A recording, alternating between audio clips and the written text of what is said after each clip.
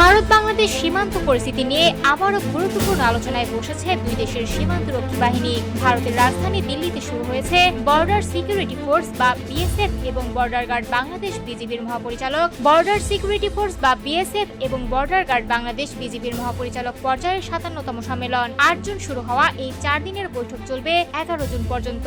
সম্মেলনে বিএসএফ এর নেতৃত্ব দিচ্ছেন বাহিনীর মহাপরিচালক প্রবীণ কুমার এবং বিজিবির নেতৃত্বে রয়েছেন মহাপরিচালক মেজর জেনারেল আফরুজ্জামান সিদ্দিকী। ভারতের পক্ষ থেকে জানানো হয়েছে, এবারের বৈঠকে সীমান্ত অনুপ্রবেশ, আন্তঃসীমান্ত অপরাধ, ভারতীয় নাগরিকদের উপর হামলার অভিযোগ, সীমান্তে কাঁটাতারের বেড়া নির্মাণ এবং বাংলাদেশের সক্রিয় ভারত বিরোধী গোষ্ঠীগুলোর বিরুদ্ধে পদক্ষেপ সহ বিভিন্ন গুরুত্বপূর্ণ বিষয় নিয়ে আলোচনা হবে। পাশাপাশি দুই দেশের পারস্পরিক সম্পর্ক আরো জোরদারের বিষয়টিও গুরুত্ব পাবে। তবে আলোচনার কেন্দ্রে থাকতে পারে সাম্প্রতিক পুশব্যাক ও কুশিন ইস্যু। পশ্চিমবঙ্গে বিজেপি সরকার গঠনের পর রাজ্যের মুখ্যমন্ত্রী শুভেন্দু অধিকারী দাবি করেছেন, নাগরিকত্ব সংশোধনী আইনের আওতায় না পড়া ৪,৮০০ জন কথিত অনুপ্রবেশকারীকে ইতিমধ্যে বাংলাদেশে ফেরত পাঠানো হয়েছে। এছাড়া আরো ৮৩৬ জনকে হোল্ডিং সেন্টারে রাখা হয়েছে বলে জানানো হয়েছে। অন্যদিকে ভারত থেকে জোরপূর্বক লোকজন বাংলাদেশে পাঠানোর চেষ্টা হচ্ছে বলে অভিযোগ করেছে বিজেপি। সীমান্তে সর্বোচ্চ সতর্কতা জারি করে সংস্থাটি জানিয়েছে, বিএসএফ এর একাধিক কুশিন প্রচেষ্টা তারা প্রতিহত করেছে।